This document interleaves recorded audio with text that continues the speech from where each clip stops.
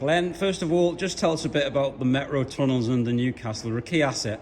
They absolutely are. The tunnels were constructed in the 70s and are a key part of the network to get our travellers into the city and, of course, over the river into Gateshead and beyond. This weekend, we are doing the final part of a series of track renewals, rail renewals in the tunnel. Most of that actually has been done in engineering hours where we haven't needed to disrupt the public. Unfortunately, Prudhoe Street junction is quite a complex piece of work, such that we need to bring heavy engineering plant in and lots of resources and equipment to do a S&C renewal, which is switches and crossings embedded in slab.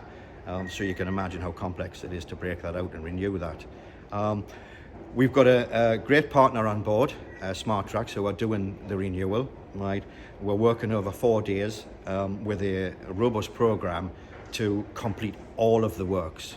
Right, that includes most of what we would normally class as follow-up works. So once these works are finished, right, aligning that with the essential renewals plan and new fleet, of course, we see we won't be back into this area for at least the next 35 to 40 years. Of course, you know, maintaining a safe, a smooth railway with as minimum disruption as possible.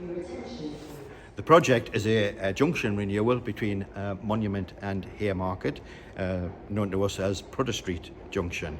The works themselves are a switch and crossing renewal embedded in slab, and we have to renew that. Methodology, first off, is to break out the old asset, burning it up into small panels and scrapping that material out, and then we've got a lot of concrete to break out, and that's what needs the heavy equipment and takes the time to do. Once we've broke out the concrete and got down to the lower structural concrete floor, if you like, we'll prep that floor, and then we'll bring in pre-built switch and crossing panels. And we're working in a tight area. It's quite a tight bore, and we transport that panel in by tandem lifting using contracted plant. When we get the new junction in, we'll lay it in, we'll level it up, we'll line it, get the right geometry, so first off we meet design, and then of course our passengers get a nice smooth ride. When we get it leveled up, we then have to bring concrete in, which is a tricky exercise in itself. How do we get that into a tunnel about 150 feet below the city of Newcastle, where we're pumping that in through Prudhoe Street vent shaft.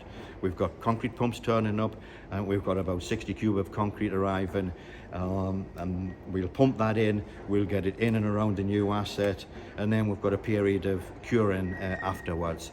When we've gotten to a point where it's cured enough so that we can walk on it, we'll have all of our signal people in, overhead line people in to do all of the disconnections and reconnections and testing and all of that sort of stuff.